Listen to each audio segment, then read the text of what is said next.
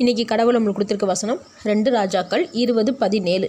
இதோ நாட்கள் வரும், அப்பொழுது உமது வீட்டில் உள்ளதிலும் உமது பிதாக்கள் இந்நாள் வரைக்கும் சேர்த்ததிலும் ஒன்றும் மீதியாக வைக்கப்படாமல் எல்லாம் பாபிலோனுக்கு கொண்டு போகப்படும். இந்த வசனத்தை கொண்டு கடவுள் நம்மகிட்ட என்ன சொல்கிறது பார்ப்போம்.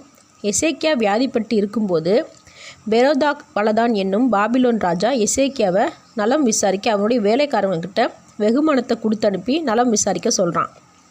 அப்போ எசேக்கியா அவங்கள அழைத்து பொக்கிஷ சாலை, வெள்ளி, தங்கம் எல்லாத்தையும் அவங்கக்கிட்ட காமிக்கிறான்.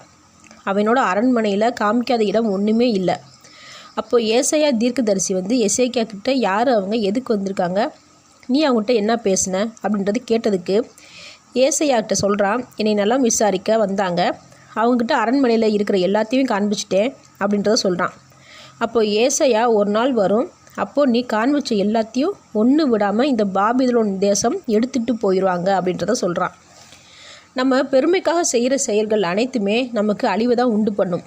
இங்கே எசேக்கியாவும் அந்த தப்பை தான் பண்ணிட்டான். நாமளும் பெருமைக்காக கடன் வாங்கி செலவு பண்ணுறது, பெருமைக்காக ஆடம்பரம் பண்ணுறது, பெருமைக்காக நம்மக்கிட்ட இருக்கிற எல்லாத்தையும் மற்றவங்ககிட்ட காமிக்கிறது, சொல்கிறது, இப்படி பண்ணுறதுனால நமக்கு தான் அழிவு வரும்.